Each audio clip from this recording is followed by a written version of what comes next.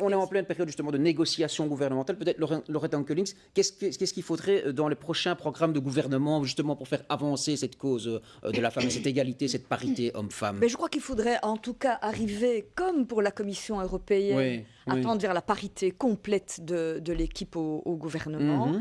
Parité, et moi, je rêve quand même que à chaque fois, le ou la première ministre ait l'égalité des chances. Ok, dans sa casquette, que ce soit dans sa responsabilité, pour être sûr que ce soit à chaque fois transversal, que toutes les politiques d'égalité des genres puissent être vues à travers tous les domaines, en justice, en défense, en intérieur, que ce ne soit pas délégué à un secrétaire d'État. Que ce ne soit pas délégué, mais qu'il l'ait ou qu'elle l'ait la compétence, quoi. Ouais. Louis Michel, là-dessus, oui, c'est une bonne idée, vous pensez? Je pense que c'est certainement une très bonne idée, mais je pense que ce n'est pas le gouvernement qui fait respecter la loi.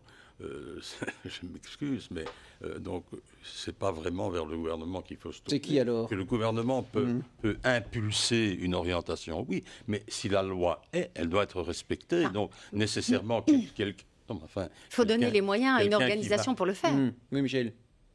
Non, je pense qu'un individu peut aussi déposer plainte. Il n'y a pas qu'une organisation. Alors, on peut imaginer une organisation, ça existe d'ailleurs, hein. Il y a des organisations qui peuvent se porter fort en justice pour défendre des individus. Alors, on peut penser à cette situation-là. Moi, je suis assez d'accord avec madame, ne pas respecter la loi, c'est évidemment inacceptable. Personne ne va contester ça. Mais dire que c'est le gouvernement qui ne veut pas qu'on respecte la loi, il y a des règles, mais ça, je trouve que ça va un peu trop loin. Je suis d'accord, évidemment. Je connais les théories des uns et des autres. Je suis d'accord que certains partis sont opposés à ça. Moi, je connais un argument, par exemple... Sur les quotas, contre les quotas ou quoi? Contre les quotas dans les entreprises.